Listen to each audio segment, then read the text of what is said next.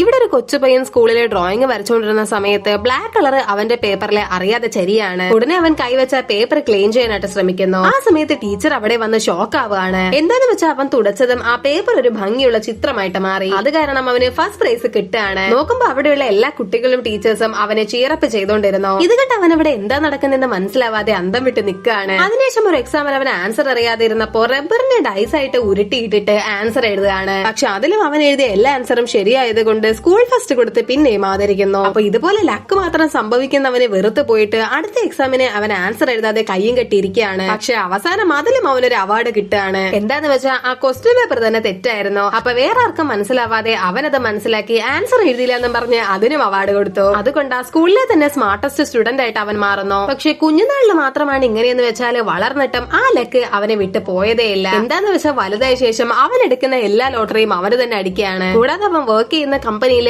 അവൻ കാരണം വലിയ പ്രോഫിറ്റ് ഉണ്ടാകുകയാണ്. അങ്ങനെ ഒരു ഘട്ടത്തിൽ ലക്ക് കാരണം പ്രാന്തായിട്ട് അവൻ മഴയത്തിറങ്ങി ആകാശത്ത് നോക്കി ഇടി വീണവൻ മരിക്കണമെന്ന് പ്രാർത്ഥിക്കുകയാണ്. പക്ഷെ അടുത്ത സെക്കൻഡിലെ ഇടി വീഴാണ്. ഇന്ന് അവന്റെ മേളിൽ വീഴാതെ അടുത്ത് നിന്ന മറ്റൊരാളുടെ മേളിലേക്ക് വീഴാണ്. അപ്പോഴാണ് മനസ്സിലായത് പോലീസ് ചേസ് ചെയ്തുകൊണ്ട് വന്ന ഒരു കള്ളന്റെ മേളിലാണ് ഇടി വീണത്. അപ്പൊ അവനാണ് കള്ളനെ പിടിച്ചെന്ന് വിചാരിച്ച ബാക്കിയുള്ള ആൾക്കാർ ഗുഡ് സിറ്റീസിന് വേണ്ടിയിട്ടുള്ള അവാർഡും കൂടി അവര് കൊടുത്തു.